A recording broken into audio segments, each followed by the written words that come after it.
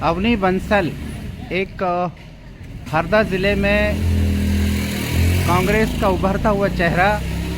आप कांग्रेस कमेटी के पूर्व राष्ट्रीय अध्यक्ष राहुल गांधी के भारत जोड़ो यात्रा में भी राहुल गांधी के साथ बराबर कदम ब कदम आपने चला है और पूरी भारत जोड़ो यात्रा के संस्मरण आपके साथ आप लेकर यहाँ हरदा ज़िले में आई हैं। आज चर्चा करने जा रहे हैं अवनी बंसल से, जो कि सुप्रीम कोर्ट में एक ब्रांड नेम है वकालत के मामले को लेकर। अवनी जी, आज कहाँ की यात्रा सुबह सुबह आपकी टीम के साथ आप कर रहे हैं? जी, आज हमारे नेता कमलनाथ जी की जनसभा है हरसूद छनेरा में, तो सारी महिलाओं को लेकर हम जा रहे हैं। और हमारा ये मानना है कि कमलनाथ जी ने जो वायदा किया है नारी सम्मान योजना का, कि मध्य प्रदेश में यदि कांग्रेस की सरकार बनती है तो सारी महिलाओं के खाते में 1500 रुपये आएंगे। इसके लिए हम सारी महिलाओं को लेकर, लगभग 300 महिलाओं को लेकर अपना आभार व्यक्त करने जा रहे हैं कि हरदा की सारी महिलाओं की तरफ से कमलनाथ जी को बहुत बहुत धन्यवाद।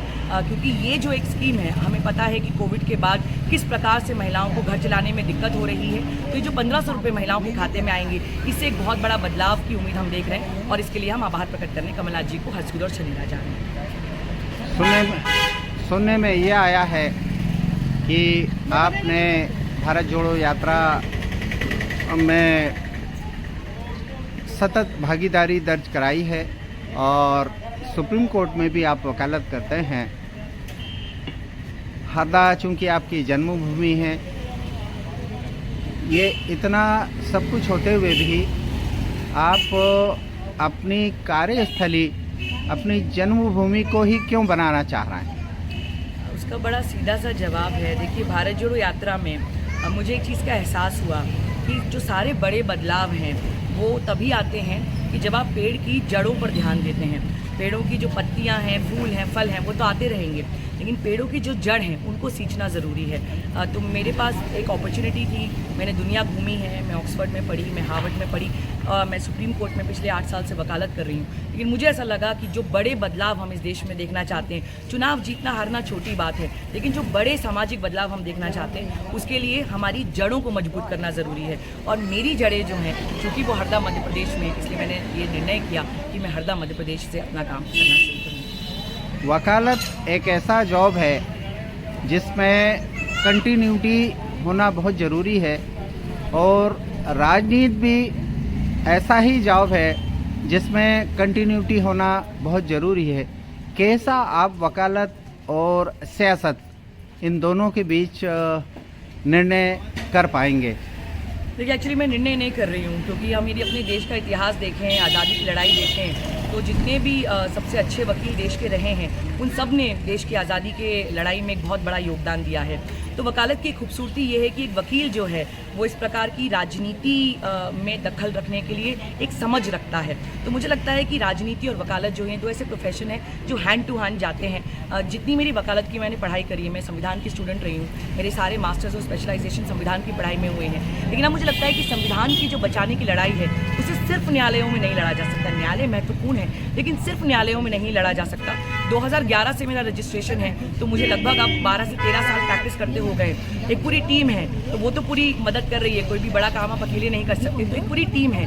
लेकिन जो सबसे बड़ी सोच परिवर्तन मुझ में आया वो ये कि मैं पिछले विगत 10 से 11 सालों से कोर्ट्स में प्रैक्टिस कर रही थी और मुझे लगा कि अब संविधान को जो है वो सड़क तक ले जाने की ज़रूरत है। तो मैं इसे आइदर और नहीं देखती, चाहे वो ज़मीन की राजनीति हो या दिल्ली की राजनीति हो, वो आइदर और नहीं है। आपको ज़मीन पे काम करना पड़ेगा, दिल्ली तक अपने लोगों की आवाज़ उठाना पड़ेगा।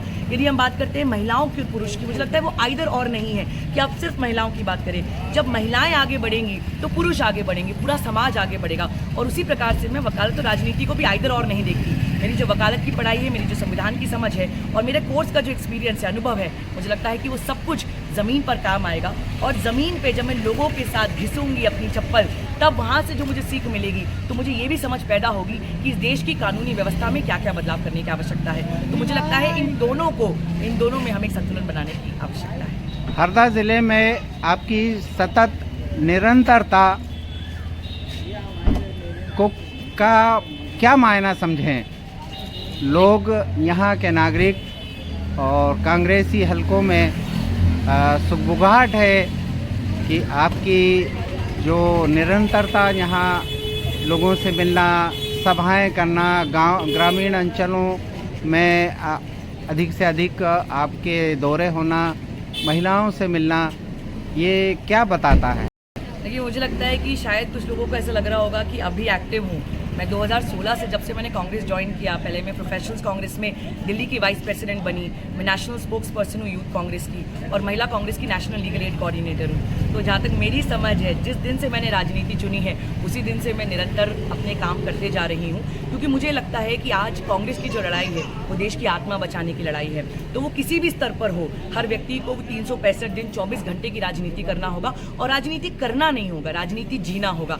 तो बाकी लोग इसे कैसे देखते हैं ये तो आपको बाकी लोगों से पूछना पड़ेगा, लेकिन हाँ, मैं इस चीज़ के लिए प्रतिबद्ध हूँ कि कांग्रेस को लेकर जो एक ज़मीन पे हमें मूवमेंट खड़ा करना है उसके लिए मैं प्रतिबद्ध हूँ। और मेरे नेता कमलनाथ जी, मेरे नेता दिग्विजय सिंह जी, और राष्ट्रीय स्तर पर मेरे नेता राहुल गांधी जी और प्रियंका गांधी जी, इनके लिए मैं वचनबद्ध हूँ कि मैं कम से कम अपने क्षेत्र में कांग्रेस की एक ऐसी इमेज तैयार करूँगी जो कांग्रेस को उसकी जो जिसे कहा जाता है रूट्स पे वापस लेके जाना, कि जो कांग्रेस के लिए लोगों के दिल में एक भावना है, एक प्रेम है, एक राजनीति के ऊपर जो कांग्रेस के बारे में लोगों की सोच है कि गरीबों के लिए केवल कांग्रेस पार्टी खड़ी होती है। हमारी कांग्रेस पार्टी को आज फिर से एक नए ब्लड की, एक नए स्पिरिट की ज़रूरत है, और मैं सिर्फ एक छोटी सी अपनी पार्टी की एक कार्यकर्ता हूँ जो ज़मीन पर, राज्य में, राष्ट्रीय स्तर पर और दुनिया के स्तर पर जहाँ भी ज़रूरत होगी कांग्रेस की सोच के लिए और देश की सोच के लिए लड़ाई लड़ती।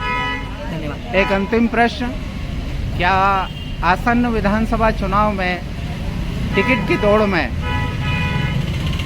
आपका भी नाम शामिल है? देखिए, मैं अपना काम कर रही हूँ। मैंने टिकट देना लेने का काम जो है वो पार्टी पे छोड़ा है, और मुझे इस बात का विश्वास है कि पार्टी जो निर्णय करती है वो बेस्ट निर्णय करती है। मैं अपना काम सतत करती जाऊँगी। बाकी जो माइलस्टोन्स आएंगे वो तो जर्नी का पार्ट है, लेकिन मुझे लगता है कि जब हम अपने रास्ते पर हैं, जब हम अपनी साधना में हैं, तो हमें फिर इस बात की चिंता छोड़ देना चाहिए कि कब कौन सा मील का पत्थर आएगा। बस अपना काम करते रहना चाहिए। धन्यवाद। Thank you.